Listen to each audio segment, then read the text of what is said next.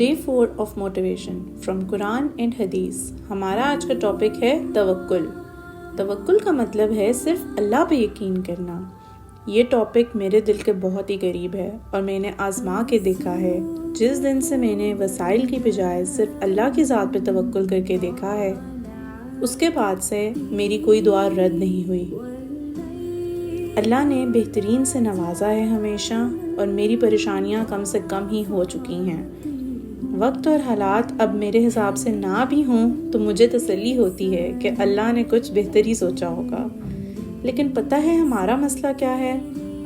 ہم اسباب پہ یقین کرتے ہیں، حالانکہ 100% یقین صرف اللہ کی ذات پہ ہونا چاہیے، اور یہی توکل کہلاتا ہے. ہمارے ایمان کمزور ہیں، جتنا گہرا ایمان ہوتا ہے اتنا ہی زیادہ توکل ہوتا ہے.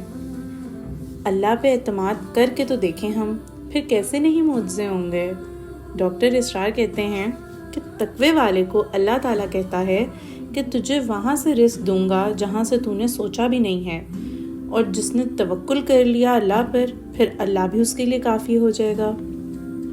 جیب میں پیسے ہوں تب دل کو اطمینان ہے، تو ایمان کس پر ہوا؟ پیسوں پر یا اللہ پر؟ جب جیب خالی ہو تب یقین کس پر ہوتا ہے؟ پھر دعا کرتے ہیں کہ اللہ تو کسی وسیلے کا محتاج نہیں ہے، ہاں سب وسیلے تیرے محتاج ضرور ہیں.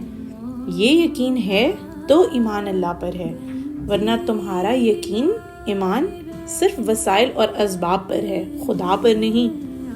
کتنے نبیوں اور رسولوں کے واقعات سے سبق ملتا ہے ہمیں کہ کیسے انہوں نے صرف ایک اللہ کی ذات پہ توکل کیا اور پھر معجزے ہوئے.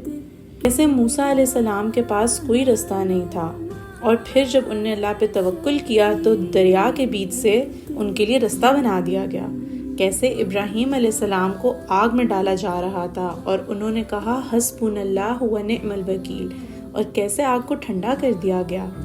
کیسے یونس علیہ السلام کو مچھلی کے پیٹ سے نکالا گیا اور یوسف علیہ السلام کو بچایا گیا.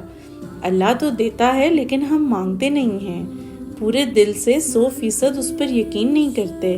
اپنی دعاؤں، نیتوں اور ایمان کو خالص کرنا بہت ہی ضروری ہے. صرف اللہ کی ذات ہے جو ہمیں نواز سکتی ہے، پاسبل اور امپاسبل دونوں سے.